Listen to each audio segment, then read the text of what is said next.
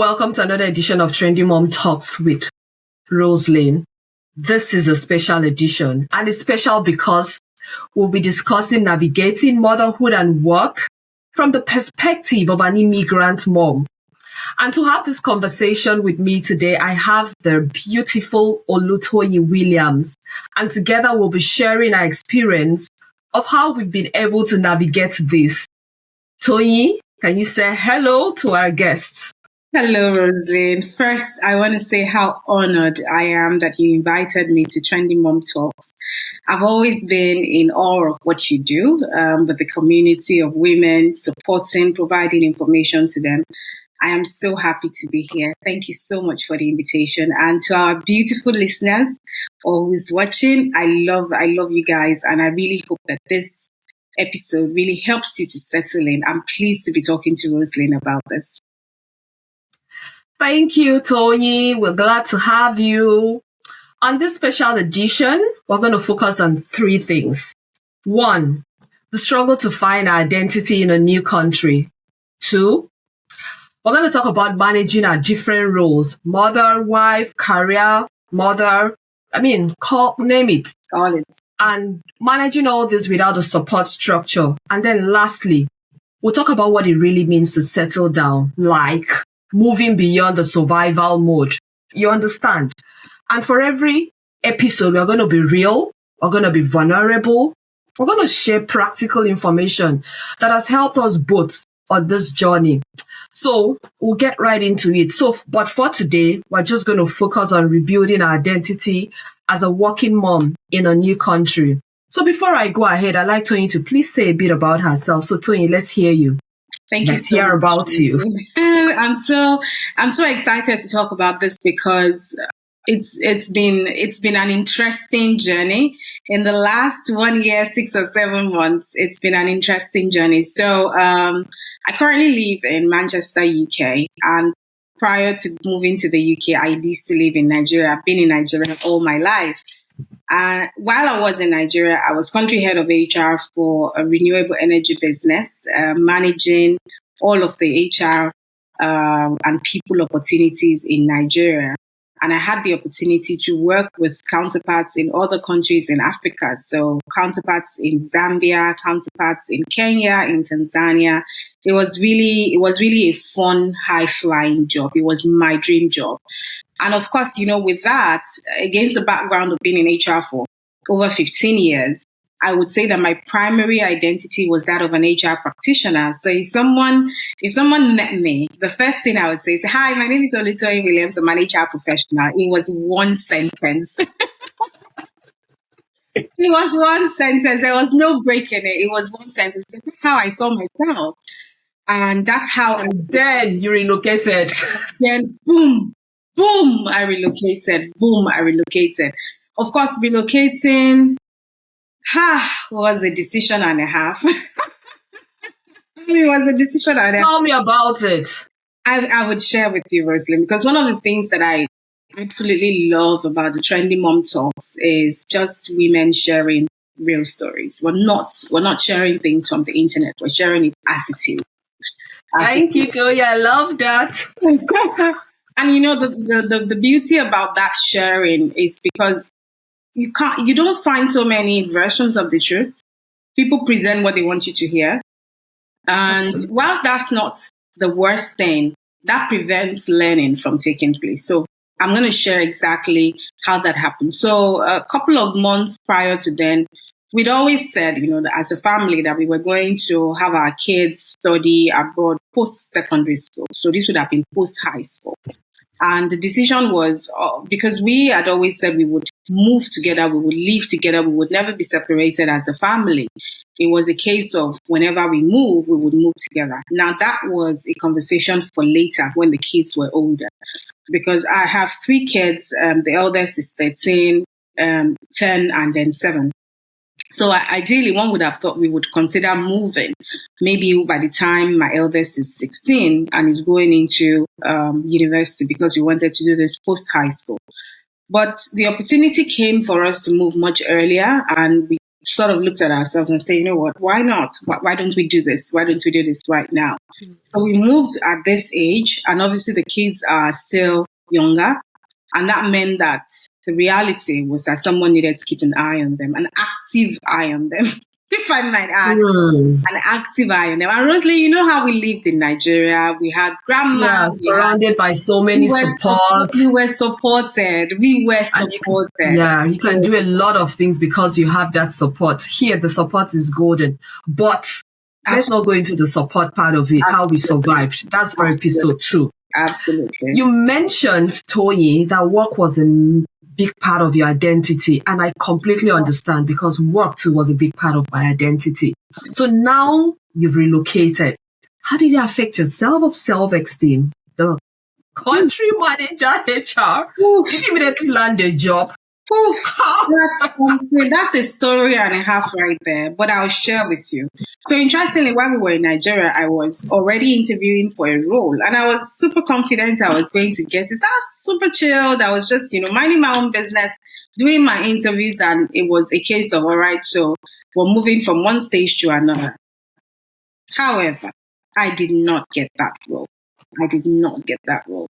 That's the story of so many people. I didn't get that role. Of course, so on the HR side, the reason why I didn't get the role was because I didn't have UK experience. Experience. I'm like, that is always what we get to hear.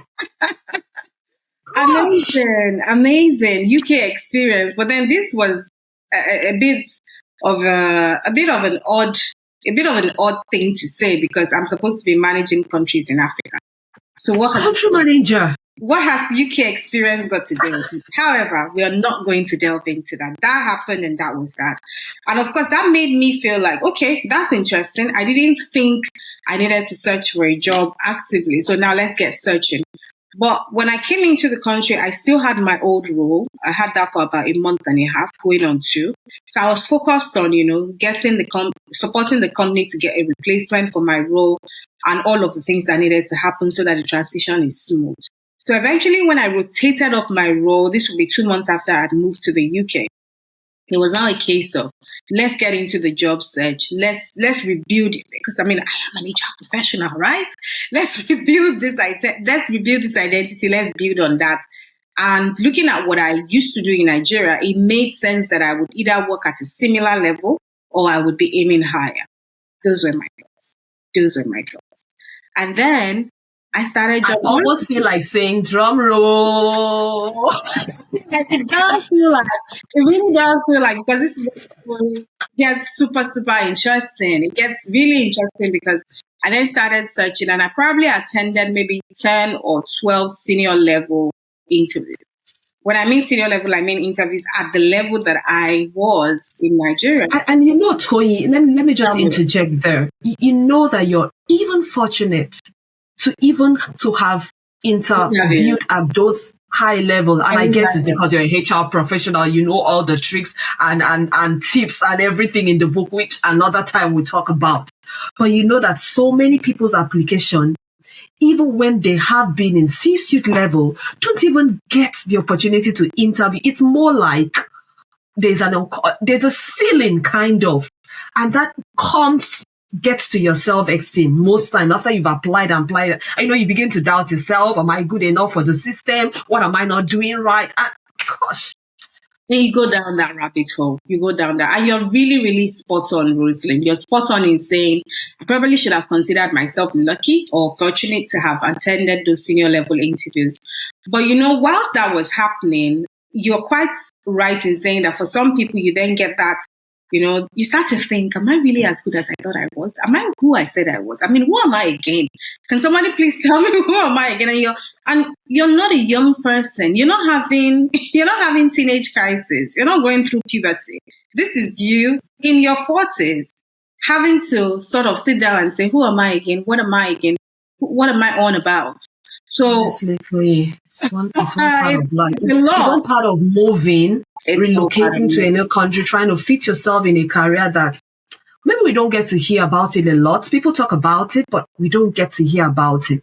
And that's And why we're talking then about it here. the crux of the question is after you have searched, you've done all the interview, you don't get the job, you're not the career professional that everyone knows Toyi to be. Mm. And probably, how do you even fit yourself in again? What do you start calling yourself? Hi, I'm Toyi, the former career professional. The ex-career professional. It's amazing. But Rose, the interesting thing is that so humans are very resilient. You're more resilient than you think you are. You are more resilient than you think you are. In that situation, it's either a sink or swim.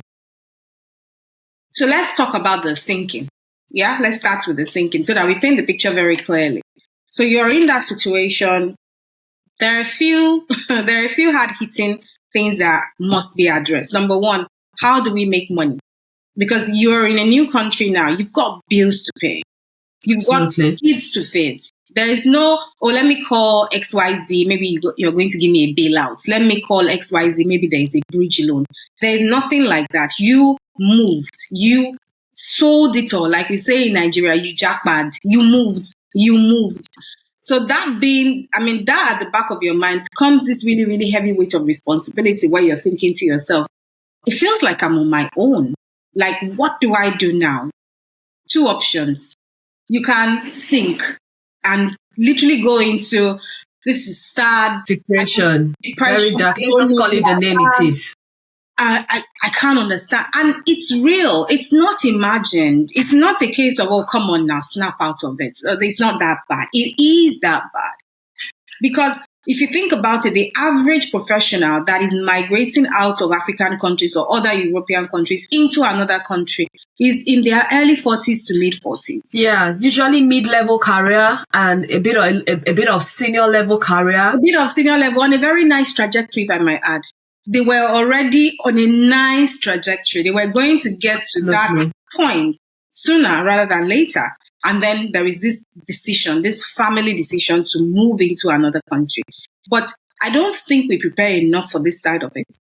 I think we didn't prepare. We prepare for the ones that we think we know. We prepare the money, prepare for the house, prepare what we don't prepare this part. Because nobody's talking about it, Rose. Nobody is talking. Maybe they talk about it. I think I'd rather look at it from they talk about it, but they don't talk about it enough. Nobody even thinks that you're going to actually lose the identity you've probably held on for 15 years of your life. Absolutely. And the things you have been planning, the big picture and whatever it is. And then you hear the other part that I don't want to talk about on this call that they will tell you, when you come, whatever falls on your feet, just do it. But I think I'm intrigued. I'm really intrigued how you handle this. What steps you did take to find fulfillment and try to rediscover yourself beyond the career identity. I think I'm really, and I believe other women will be happy to know those specific things you do. And men as well. I'll share. And thanks for asking that question, Rose. So for me, it became very important to sort of reprioritize what was important. Remember I said I'd moved into the country with 3 children, ages 13. At the time when we moved, it was ages 12, ages 9, and 6. That was the age they were. Still very dependent on mommy. Absolutely dependent on somebody else. It wasn't mommy. It wasn't mommy prior to now. It was grandma, it was auntie, it was uncle, it was whatever my support system was. But now I had to understand and appreciate and accept the fact that I was the primary caregiver. So school runs, shopping, cooking, cleaning, any other thing else that comes stays with me. Of course, between my husband and I, we could split the load. But then in terms of who would be the one to attend the school meetings, the breakfast meetings and things like that, that was me. Of course, I kicked back against that. That's not who I am. That's not who I am. You've not even mentioned the mental part of calculating the time. Oh, I have to be at work. Oh, I'm run out of food. I need to go to the shop. Oh, I have to drop this person off.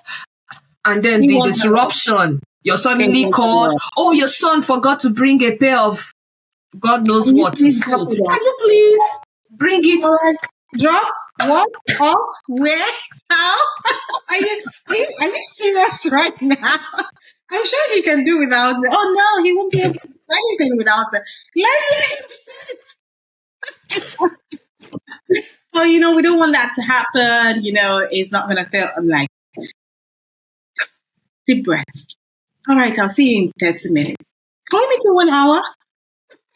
Those conversations were common, and I learned to have those conversations without cringing, without being made to feel irresponsible, because there's also that thing where there's a slight projection that, oh, your child didn't do this, that's on you. I'm like, no, that's not on me. That's no way on me. I'll help out if I can. And on days when I absolutely cannot help out, I am in a meeting, I am at work, there is simply no way I am going to make it back. So please, can you find another activity? I remember the first time I had that kind of call with the school, it was quite, But I said to myself, I'm not going to do that. I'm not going to drive 45 minutes to drop off a PE kit that wasn't picked up in the morning. There's no way I'm going to do that. And you have to. I did. I can't do that. Not because I'm being responsible. But I did have to leave everything just to take her shoes back to school, and it probably had run 20 minutes drive. I did. But we survived. Being the career, being a career woman, being the nurse, being the driver, being the should I call it mental and emotional support. We did survive. But the question still is, how did we ourselves, as the mom that left our identity, which was career, survive? For me, it's finding a new you, which is why I started with saying you're more resilient than you think you are. You think, obviously for me, it was that, being an HR person was my primary identity. But I had to go through that phase that, okay, that was then and this is now. Now, being an HR person is not my primary identity. Being a mom is my first identity. Because I've got these 3 kids who depend on me. They depend on me. They depend on me. So it was a case of, are you going to accept your assignments? Or not? Yeah. And of course, there's no grandma to say, Mommy, please, can you support me? Can we get XYZ? Support here is extremely expensive, if I might add. So it was me sitting down, going into a very, very dark room and thinking to myself, you know what? That was then and this is now. Your first identity now is a mom. So you're going to have to make decisions that are based on supporting your role as a mom. Prior to now, my previous role in Nigeria, I was traveling a lot. So it was easy for me to make sure that grandma was available, that we had Uncle Awal, that we had Auntie Blessing, and we had Auntie Susan. So I know that school run, shopping, cleaning, and then a family member to keep an eye, all of that was sorted. Now, all of those roles were being replaced by one person, being me. And I needed to be at peace with that first. The times early on in the journey when I really, really struggled with that, I had to reach out to friends to just talk about it, because that's another thing. Remember, we had one of those conversations for close to an hour. And it was so, so, so refreshing being able to just say exactly what I was feeling and what I was thinking without being judged. And I think that's the greatest gift you gave me on that call, without being judged. Because imagine if I said to someone, I don't like the fact that I have to do all of the cleaning, all of the school runs. The person would, most people on this side of town would look at you like, is she okay? Is she okay? Are you okay? Is she okay? Hey, like, are you okay? That's your job. Like, that's your job. I'm like, no, that's not mine. I was like, okay, you know what? She's from Mars. She's definitely from Mars or Venus or some other planet. She's not from around here. But that's the reality of migrants, especially migrants from countries like the life we led in Nigeria. It was an affluent life, absolutely affluent. I'll just whisper it. You know how we joke about it? We just totally spoiled. We're privileged. We're very privileged. And those conversations helped me to navigate how I was feeling. So if you're a listener and you're thinking to yourself, I'm in this spot, I hate to say it, but I actually really, really, really find it annoying that I have to do this school because, girl, you're in good company. Which is okay, Toyin. You know, I tell you a lot. It's okay. Life Absolutely. always gives us women, not just working mothers, a lot of roles. And just like you've rightly put it out, at each phase of our lives, we tend to take on that role that is most important. And sometimes it ends up defining our identity. At this point, the most important thing was being the primary support or primary carer to your 3 children, being there for them, because they too were trying to find their feet in a new place. Nobody except the only familiar people, the mother and father, no support structure. So it was completely okay for you to take on the identity of being mother while trying to find other ways to fulfill your job role. Oh, I mean, we're running out of time here, but it's always a pleasure when we talk about I'm sure there might be other things that you want to talk about. But before I just allow you go there, I just want to I want to encourage the people that are listening in on this conversation that you have to understand that identity can be fluid sometimes, especially for mothers. And when you're transitioning into different phases of life, you have to give yourself that grace, be patient with yourself, and know that you haven't failed or your life hasn't stopped. So I'm just hoping that our conversation today would have helped you embrace your evolving self. So Toyin, we're going to have another conversation that we'll get to talk about how we manage that mental load without a support structure. But before we go off this particular episode, I'd like you to just say a few words to wrap up. Thank you so much, Rose. My closing words out on this particular episode will be, first off, understand what's happening with you. You're not alone. I think the biggest lie we tell ourselves is that we're alone on this journey. No, you're not alone. There is a community of women who are either at a similar level, had gone through that similar level, like Trendymums. That's a community of women that you can actually be real with and say, you know what, today I don't even know what to plan for the meals. Like I can't seem to wrap my mind around it, and that does not take away from who you are. That doesn't take away. You would hear stories. You will hear stories. So that doesn't take away from who you are. So please know that you're not alone. Please note that there is a community out there that can support you. Trendymums community is a perfect example of a community that can support you. Please find yourself. Give yourself time to find yourself. I love what Rose said. It's your identity can be fluid. It should be fluid because per time, your identity changes. The essence of who you are also matures along with the changes. And that's a beautiful thing when you zone out. So, when you're in the thick of it, you're thinking about the school runs, the meal prep, the pickups, and then sports and clubs after school. You're thinking about all of that. You still have to be a nice baby girl and go out with your husband from time to time. It feels a lot overwhelming and daunting. But guess what? You're maturing through that process. I love the version of me now, by the way. I love her so much because she's definitely a different version of who I was a year and a half ago. A more mature, a more rounded, a more broadened person. And I can't even wait to see the rest of the journey. And that's what's going to happen to you, dear listener, once you embrace your journey. Once you find your support tribe, which I have found in Rosalind and the Trendymums community. So I can't wait to talk to you in the next episode. And thank you so much for inviting me, Rosalind, to talk about this topic. Thank you so much. I absolutely love it. Thanks, Toyi. I completely enjoy having this conversation with you. And I did think that other women would find it very insightful. And I think I'll just add a few bits, which is let's all try to find our purpose in every role we play. It doesn't matter if it's the high flying or the very low ones or the things we think seemingly low. Let's find our purpose. Let's stay focused in settling into the new environment once we move. For those that want to move, for those that just move, for those that are still in between, still struggling to find themselves, I would say the same thing. Focus on settling into this environment.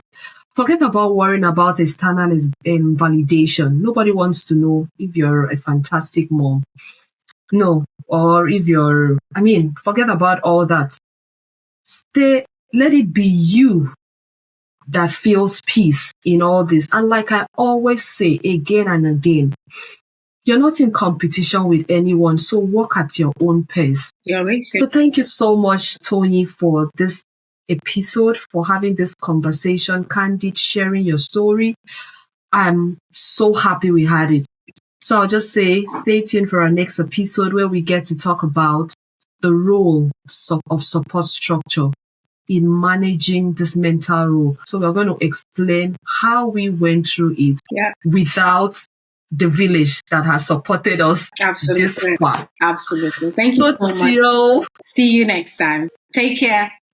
Bye. And have a good time. Bye-bye. Bye.